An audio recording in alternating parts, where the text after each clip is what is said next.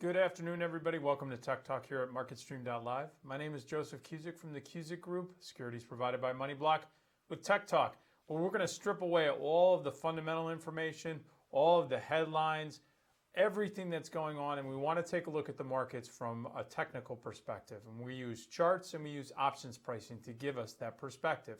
Why? Well, it gives us the ability to paint a picture. What has been going on with certain sectors and underlyings that we're interested in, and what's being implied or forecasted for future potential moves. That's what we're going to accomplish right now. So let's dive right in.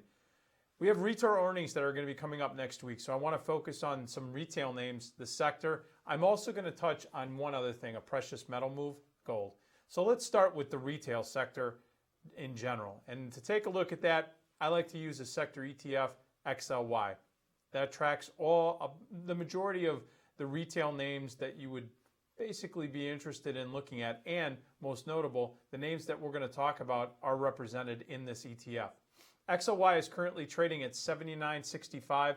It's up about 38 cents today, or about 0.4%, almost 0.5%. And that's with the market down. So in general, you see that consumer discretionary, consumer names have been post-election moving to the X side. What we first want to do is look at it from a technical nature. The stock's trading at $79.65. What do we utilize if we were looking at the picture to establish support or resistance? I like to use simple moving averages. And specifically, I like to use a midterm moving average, the 50-day, and a long-term moving average, the 200-day. That's where the price action will be either above or below based on whether the stock has been trending in a bullish or bearish type of movement.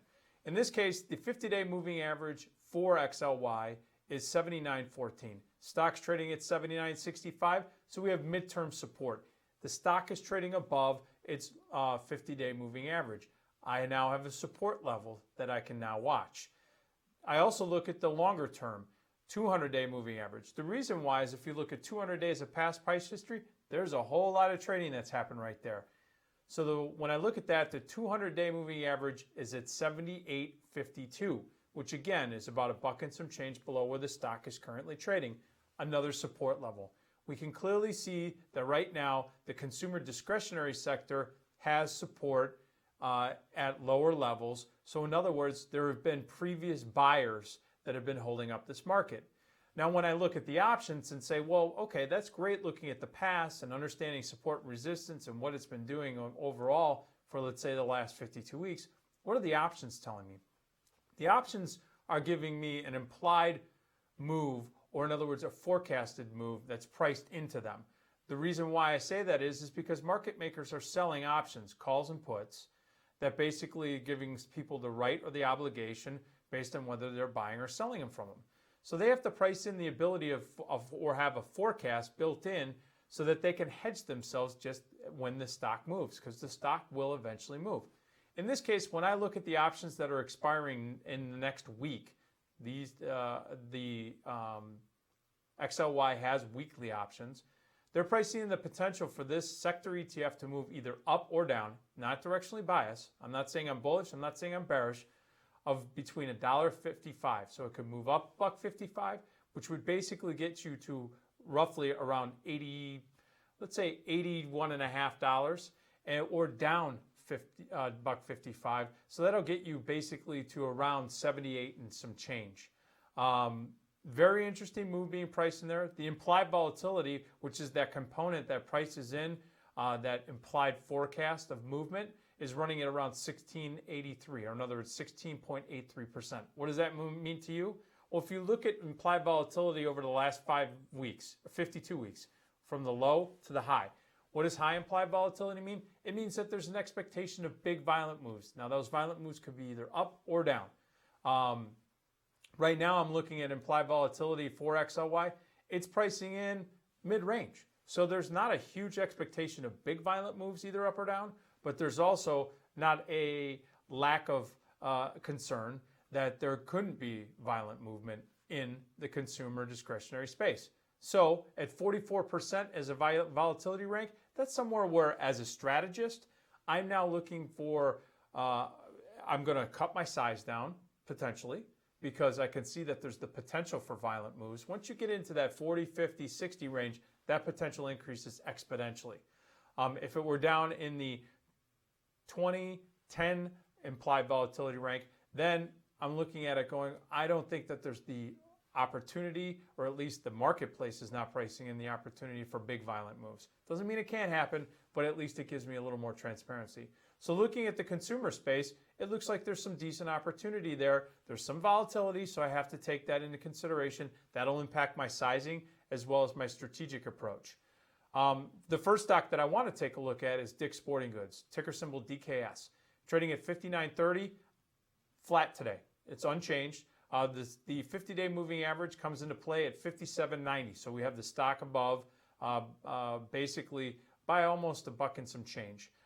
We have the 200-day moving average at 49.10. So we have support levels established. Or in other words, the market is trending over its midterm and its long-term moving averages, the 50 and 200-day. And that's based on a daily chart, by the way, for those of you that are pure technicians. The options, they're pricing in the potential going into this event, which they're reporting earnings on Tuesday. So now I know that there's also a binary event of the stock moving either up or down $4.42. That's basically almost a 7% move going into earnings on Tuesday. The implied volatility percentage is around 70% with an IV rank of 86%. That's telling you that there's a heightened expectation of potentially big violent moves. Now, those violent moves, again, could be to the upside or to the downside, right? It's not biased. This, as a strategist, as a long-term holder potentially, this means that I now have an understanding that I should expect the potential for the stock to move either up or down, potentially a decent amount, about 7% going into earnings. The next stock we want to look at in the same format, you're seeing some system here, which is TJ Maxx. TJX is the symbol, trading at 75.30. Stock's down about 9 cents or about 0.1%. The 50-day moving average is coming in at 74.55. The 200-day moving average at 76.07. So now you have a range. You have midterm support and you have long-term resistance. The stock is trading in between. So for those of you that are long the stock, you're now saying, okay, I'm kind of in no man's land, right? Potentially. Then you look at the options. The options will start through a pricing mechanism. I have a little, if anybody's interested in the calculation of how I come up with these estimated moves, email info@MarketStream.live. Info@MarketStream.live.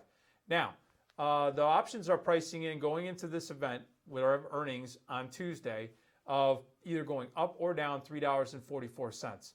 It's running an implied volatility of 43%, which has an IV rank of 67%. So that is high. It's getting up into that upper 2/3 as far as where we've seen volatility over the last 52 weeks. Folks, that's telling you that there is a heightened expectation of potentially violent moves in TJ Maxx going into this binary event, earnings. So now you know that when you look at something like earnings, I can actually start estimating price action. What could potentially be being forecasted for potential moves into this event. Finally, we want to take the same look at gold. Gold has been beat up. It's been beat up post-election. So right now I look at the GLD, which is the proxy ETF for gold. It holds gold bullion. It is down to 116.60 today, down $3.14 or about 2.63%. Gold has come off its best levels. It was up at 1330 on the futures contract at the height of when we were going through the election process. It's now trading at 1200. So GLD has had the same fate. It has dropped precipitously. Now, where are the moving averages falling into play? The 50 days at 123.30 and the 200 days at 122. Those are the long-term and mid-term levels that are now acting as resistance. So if you do see that gold starts to bounce, those are the areas where you see some potential resistance, where maybe someone that got in at those levels at the 122 or the 123 over the last 50 or 200 days, they may say, this is my opportunity to unload after seeing what was once a pretty significant loss in a holding. Now, the options are pricing in going into next week the potential for gold to continue to move plus or minus or either up or down $3.73. Implied volatility for the weekly options that expire next Friday in GLD, it's at 2782, which is at an IV rank of 98%, almost at its highest level that it's been all year. As a matter of fact, some would say, well, now that I know resistance, is there another way that I could look at support? Sure, I could look at the most previous low over the last 52 weeks. 115 is an area in GLD where you could see support. Those were the June lows of this year. That's where you could see some support level come into play for those that bought in at 115 and watched the rise up into the 125, almost 130 level. We'll see how that holds out if, in fact, GLD still continues to the downside. All right, folks, that was our technical talk where we took charts, where we took options. We removed all of the fundamental talk, all of the headline talk, and we just looked at what the markets have been doing and what they're forecasting. So stay tuned. We're going to have the closing bell at 4:30 Eastern Time. And as always, if you have any questions, email us at info@MarketStream.live. We'll talk to you soon.